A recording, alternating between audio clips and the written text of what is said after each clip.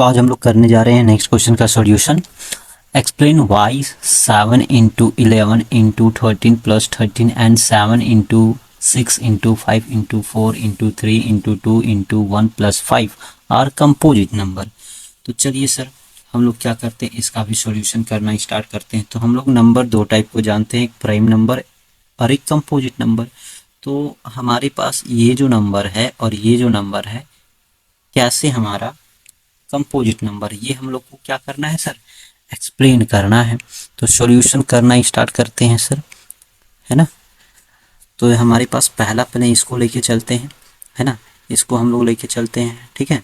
उसके बाद इसको बनाएंगे, हैं। चलिए सर हमारे पास क्या है, पहला में 7 इंटू 11 इंटू 13 प्लस 13। यहाँ में से देखो दोनों में 13 कॉमन निकल रहा है, तो 13 को हम लोग बाहर ले लेते हैं। तो बाहर ले लेंगे, हमारे पास क्या बच जाएगा, यहाँ 7 इंटू 11 और यहाँ से 13 बाहर निकल गया तो प्लस 1 बच गया। और ये हमारे पास 13 और ये हमारा 77 प्लस 1 हो गया। तो ये हमारा पास 13 इंटू 78 आ गया, है ना। ये तो हमारा 13 प्राइम नंबर है। अब 78 को भी प्राइम नंबर में तोड़ देते हैं, ठीक है। 78 को भी प्राइम नंबर में तोड़ देते हैं। तो अगर हमारे पास 78 है तो 78 को अगर प्राइम नंबर में तोड़ते हैं तो ये हमारे पास कितने हो जाएंगे, 2 बार में आ जाएंगे, 3 2 जा और ये हमारा 9 2 जा, है ना। फिर ये हमारा जाएगा 3 से 13 बार में। तो हम लोग अगर 78 को तोड़ते हैं तो हमारे पास 13 और ये हम 13 और फिर इसको लिख सकते हैं 3 इंटू 2। अब हम लोग यहाँ थोड़ा सा आप लोग समझो कि हम लोग अगर ये हमारे पास जो रिजल्ट आएगा इसको मल्टीप्लाई करने में, वो नंबर हमारा 13 से भी डिवाइड होगा, 3 से भी होगा और 2 से भी होगा। तो हम लोग जानते हैं अगर किसी भी नंबर का मोर देन 2 फैक्टर रहा, किसी भी नंबर है और उसका फैक्टर मोर देन 2 रहा, मतलब 2 से ज़्यादा नंबरों से डिवाइड होंगे, तो हमारा क्या होगा, वो हमारा एक तरह से कंपोजिट नंबर होगा। तो यहाँ लिख सकते हैं है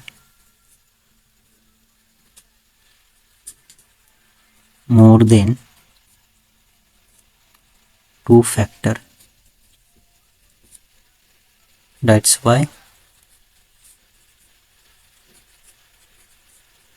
it is a composite number।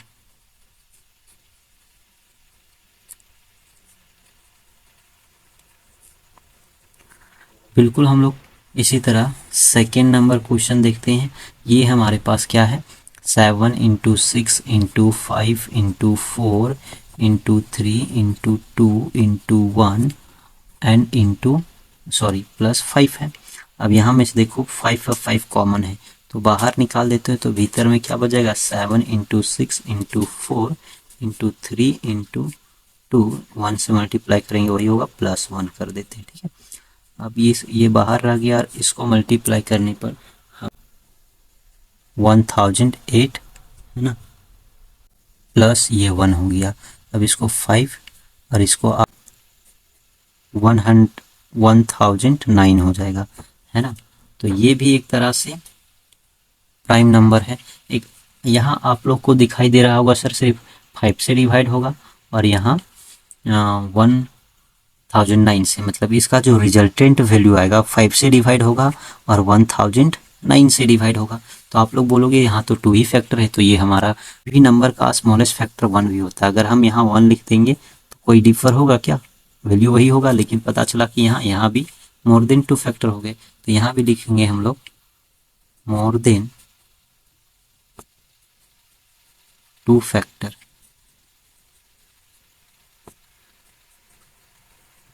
that's why it is a composite number, है ना।